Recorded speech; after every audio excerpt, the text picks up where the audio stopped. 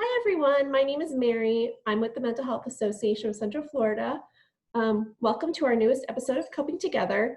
We're joined by Catherine Tugg. She is a licensed mental health counselor, and she's here to talk to us today about holistic mental health supports.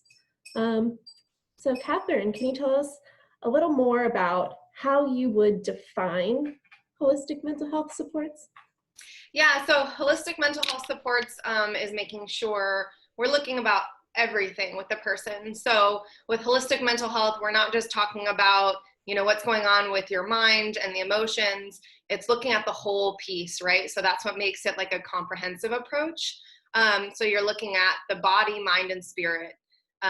Because we do know, and I think most people kind of figure out maybe through time, that the body is connected to the mind and the mind is connected to the body. So everything we do affects each other. So if we're not addressing one component, we're really not getting the whole picture, and we're really not addressing the whole person. And we're kind of gypping ourselves. So it really works things really well when we look at all those pieces. Nice. Yeah. So it's kind of just, instead of just looking at one small piece, looking at everything. Do I have that right? Absolutely. Okay, perfect. So who do you think benefits from it? Everybody. Absolutely everybody. I don't think that there's one person that doesn't. If we don't take care of all of those pieces, we're going to be missing something, like I said, and we all have a lot of components about us. So everybody. Wonderful.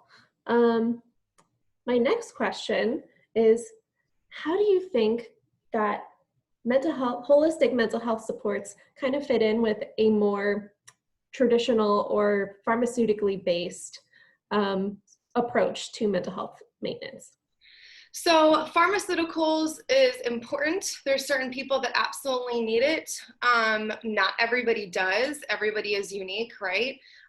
So that can be an important component as far as holistic mental health goes, but it's obviously not the whole picture, right? So traditionally, if we looked at, just, giving somebody medication or just doing counseling or the two of those, we think, we've got everything covered. But that's not necessarily the case, right? So with what we do, somebody can be using medication and might need medication to supplement with a holistic mental health approach. So we would be using the two. Again, everybody is different.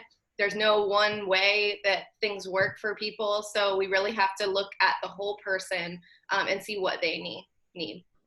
Nice. So kind of what should I say? Kind of acknowledging that there are specific mental health maintenance tools that work better for different people, kind of alongside more traditionally utilized mental health maintenance, and along with kind of these more natural or holistic supports. Absolutely. It's really looking at the spectrum of things too, right? There's a lot of things that we can do in between pharmaceuticals that a lot of people haven't tried. And so we really want to look at all of our options. And I think it's really important that people use the least resistant or least intrusive methods of treatment.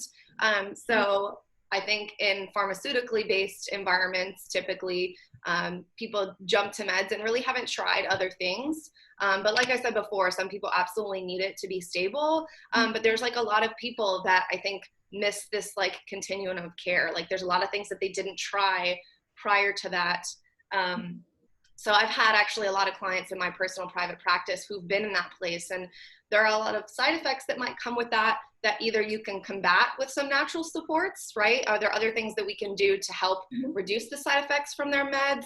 Or are those meds just causing more side effects and they haven't tried other things? And obviously with the help of their doctor, we would talk about what that would look like and if that would be helpful. There's also a lot of people that are on medication. I have some clients in particular that would supplement with some other things, as far as like all natural supplements, and different things. And again, I always do everything with the consultation of the doctors that I work with. But again, making sure that we're doing everything we can that's going to be in the best interest of each client, each person. Mm-hmm. Yeah, because even I imagine there are some people that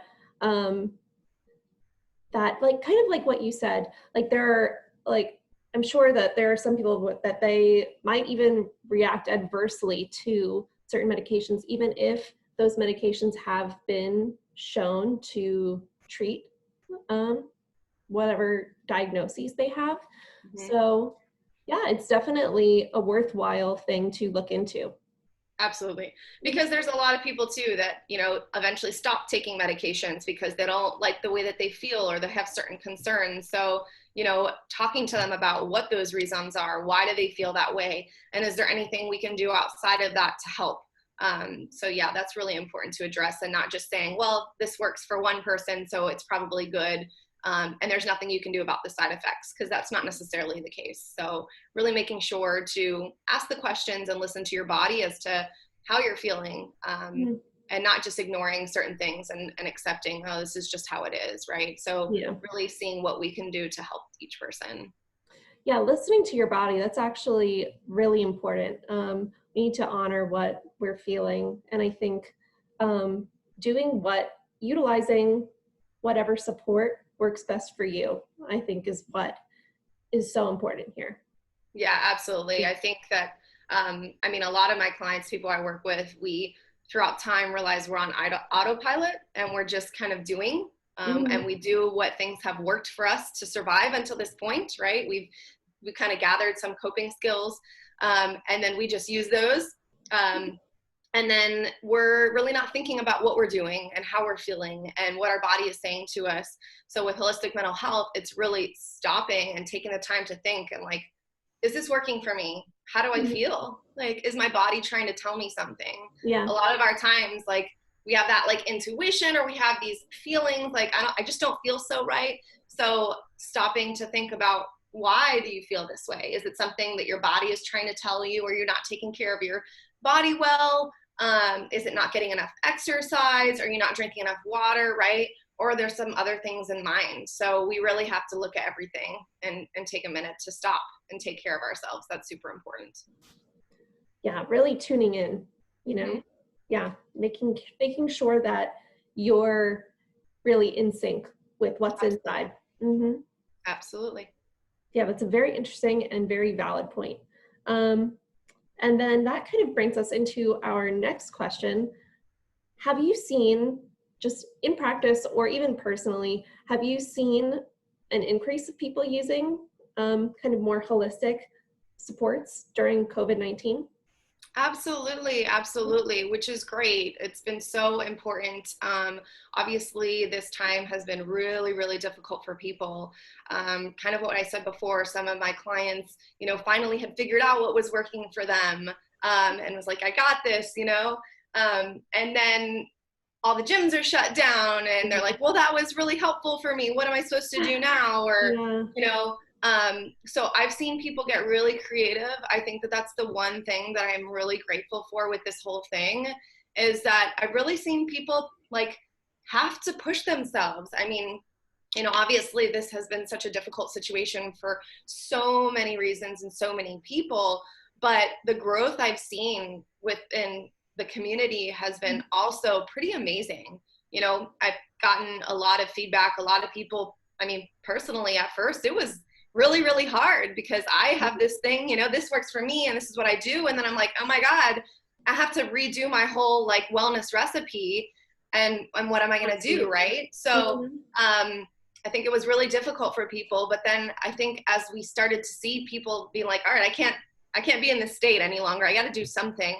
I started seeing people, you know, working out from home that never had done that before, taking live dance classes. I did that, Me too.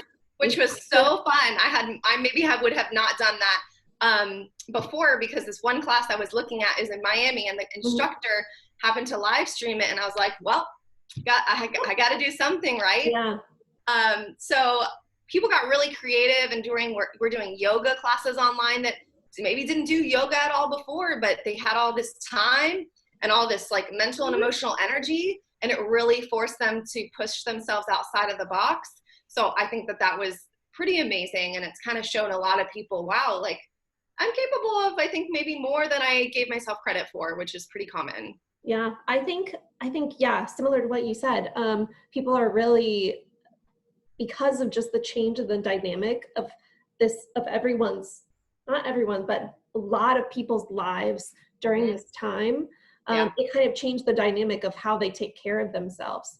And absolutely. so I know for me personally, like I didn't realize how much that I relied on seeing people. Oh And yeah. then um, when all of a sudden the only people I was seeing were two people that I live with, Yeah, then I was like, oh my gosh, like yeah, I need to be creative about how I get in touch with totally. people.